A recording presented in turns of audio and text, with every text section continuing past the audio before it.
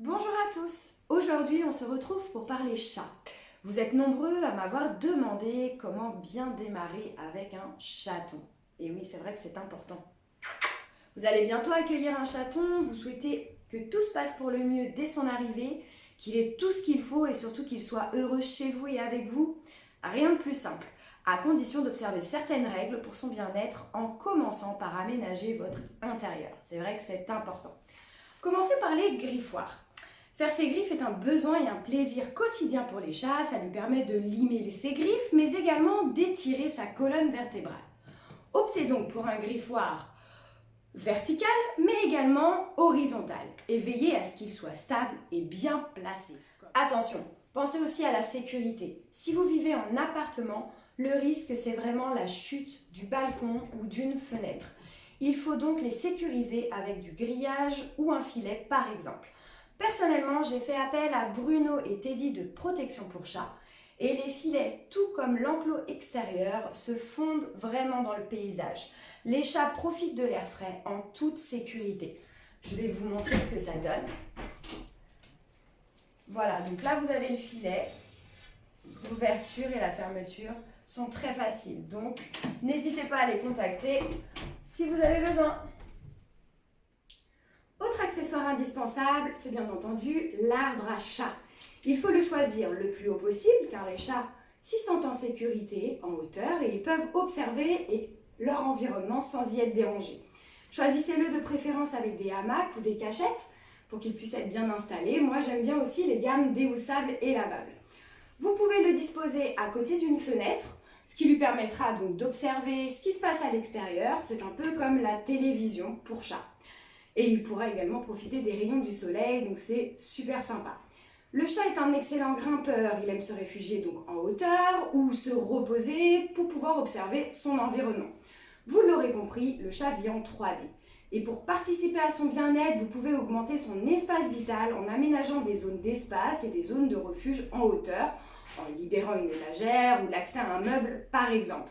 Cela sera très utile, surtout si vous vivez avec un chien ou dans un petit appartement, ou même avec des enfants. Parlons maintenant de son coin repas. Privilégiez les endroits calmes et peu passants, au sol ou en hauteur, surtout si vous avez un enfant ou un chien.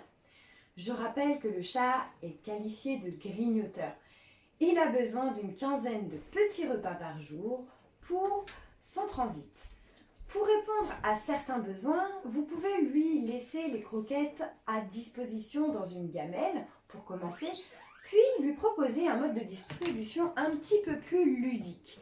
Vous pourrez disposer ces croquettes dans des distributeurs de recherche de nourriture tels que celui-ci, ou dans des boules ou des pipolinos qu'il pourra faire rouler pour libérer les croquettes, ou d'autres plateaux ou types d'activités comme vous avez ici. Pensez à changer son mode de distribution de nourriture régulièrement. Vous pouvez le changer de place, disposer ailleurs, et faire un petit chemin de croquettes jusqu'au nouvel emplacement du jour, surtout lorsque vous partez pour une longue journée de travail, par exemple. Ça peut être utile de changer un petit peu de place les croquettes.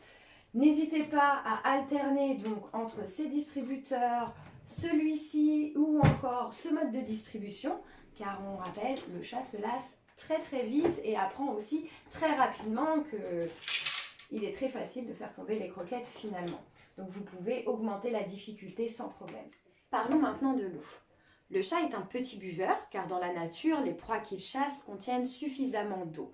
En plus, il n'aime pas l'eau stagnante et préfère avoir une eau bien oxygénée. Et il ne fait pas la netteté de près, ce qui lui vaut des petits coups de patte dans la gamelle d'eau pour vérifier donc le niveau. Donc préférez opter pour une fontaine à eau soit en céramique, soit en plastique comme celle-ci. Pensez également à protéger le câble d'alimentation. Personnellement, j'ai opté donc pour une gaine parce que les chatons, ils ont pour habitude, voilà, de mordiller les fils. Donc n'hésitez pas à protéger. Pensez aussi que les chats aiment bien compartimenter leurs espaces, donc n'hésitez pas à leur mettre la nourriture loin de l'eau et surtout très loin de la litière. Personne n'aime manger à côté des toilettes, hein, on est d'accord. Concernant l'emplacement de la litière, optez pour un endroit calme et accessible 24 heures sur 24. Donc on évite de la mettre à côté de la machine à laver ou à côté du lave-vaisselle qui pourrait l'effrayer et provoquer un pipi en dehors du bac. Concernant maintenant les jouets, que ce soit des balles ou des souris, ce sont des jeux inertes qui suscitent très peu l'intérêt de votre chat. Car il va vite comprendre qu'en donnant un coup de patte à droite, la balle va à gauche et vice-versa. Donc, ça ne va pas vraiment l'inciter à jouer. Pour éviter qu'il ne se lasse trop vite, effectuez des roulements dans ses jouets, comme avec les enfants finalement. Tu peux me donner... Hop. Disposez ses jouets dans différentes boîtes et proposez-lui et observez-le et faites bien entendu un roulement tous les 2 ou 3 jours par exemple. Ramassez ses jouets, lavez-en certains et changez de boîte pour lui proposer de la nouveauté. Mais le meilleur de tous les jouets pour votre chat, c'est le jeu qu'il partage avec vous. Les plumeaux ou les cannes à pêche que vous voyez ici sont idéales pour répondre à ses instincts de chasseur et pour tisser du lien avec lui.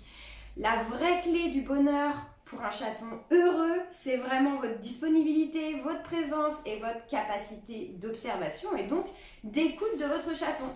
Et bien sûr, tout l'amour que vous allez lui porter. Donc, pour finir, ces petits plumeaux que vous trouvez ici donc, sont très très intéressants pour les chatons, tout simplement parce que d'un point de vue olfactif, ça les attire. Les plumes que vous voyez ici ont été ramassées d'un poulailler, donc ça permet vraiment au chat de répondre à ses besoins donc, de chasseur. Et les petites fourrures que vous voyez ici, donc c'est une petite mamie du Canada qui récupère des anciens manteaux de fourrure et qui les recycle pour en faire des jouets. Donc ça aussi c'est vraiment très prisé par les chats et par les chatons. Donc n'hésitez pas à aller faire un tour sur leur site donc Educhateur pour pouvoir acheter leurs super plumeaux. D'ailleurs mes chats, je n'utilise plus que ça, comme vous le voyez. J'ai une... voilà, je suis très équipée et encore... Il y a 2 chats qui sont partis avec d'autres plumeaux. Voilà, je vous souhaite une très bonne journée. J'espère que tous ces conseils vous ont plu et que vous pourrez les adapter très vite dès que vous aurez votre chaton. À bientôt!